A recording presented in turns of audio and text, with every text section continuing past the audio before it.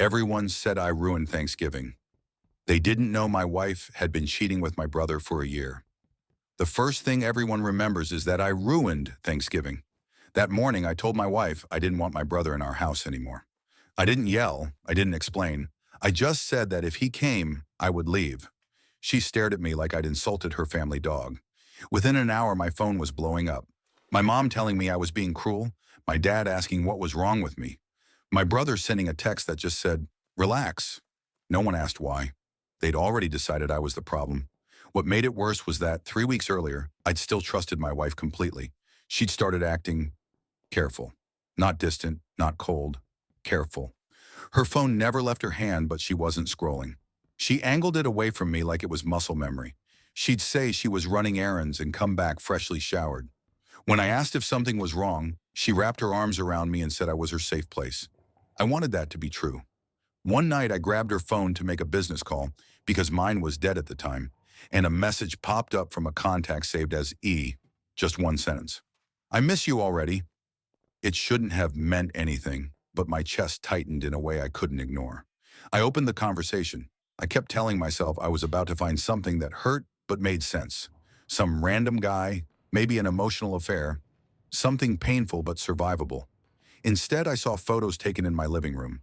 Inside jokes I'd heard before, but never questioned. And then a picture that erased every ounce of denial I had left. My brother's wrist, tattoo and all, resting on my wife's thigh. Everyone came, my parents, aunts, cousins. Laughter filled the house I no longer felt welcome in. When it was time to eat, I stood up and said I wanted to share something before dinner. I connected my phone to the TV. No dramatic speech, just evidence, messages, photos, dates, videos, my brother's voice, my wife's laugh. A year of lies laid out in silence. My mother covered her mouth. My father didn't look at anyone. My brother tried to speak and couldn't finish a sentence. My wife slid out of her chair and hit the floor. I walked out before anyone could ask me to explain. The divorce was brutal but clean. The prenup held. The house went to me, then I sold it. My wife moved in with Evan. It lasted 3 months before he walked away, apparently shocked that someone capable of betrayal might betray him too. My family doesn't talk about my brother anymore. They talk to me carefully, like someone who survived something contagious. I moved. I started therapy. I learned how quiet life can be when you're no longer bracing for the next lie. I met someone later, unexpectedly. She doesn't flinch when I ask questions. She doesn't treat transparency like a burden. When I told her the worst thing that ever happened to me, she didn't try to minimize it or fix it. She just listened. The strangest part is this. Losing my wife and my brother felt like the end of my life at the time. But standing here now, it feels more like the moment I finally stopped living in a story someone else was writing for me. And for the first time, I trust the quiet. I sat there for a long time before I confronted her. When I finally did, she didn't scream or deny it. She just made a slight smile, chuckled, and said, "Well, I don't have to deal with you anymore." She told me it had been going on for over a year. She said it like it was weather, like it had just rolled in one day and stayed. What broke me wasn't even the betrayal.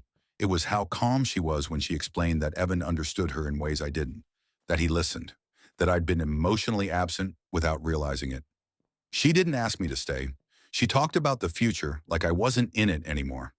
I left that night with a duffel bag and didn't tell anyone why. Not my parents, not my friends, not even my brother, especially not him. Instead, I watched. I documented messages, I noted dates, I installed cameras in the house I legally owned, and forced myself to see what I already knew was happening. My brother walking in like he belonged there. My wife laughing the way she used to laugh with me. The ease of it all hurt more than the sex ever could. What I didn't expect to learn was that they'd been telling a story about me, that I was cold, that I was unstable, that my wife was scared of upsetting me. Suddenly, the looks I'd been getting from my family made sense. I wasn't just being difficult.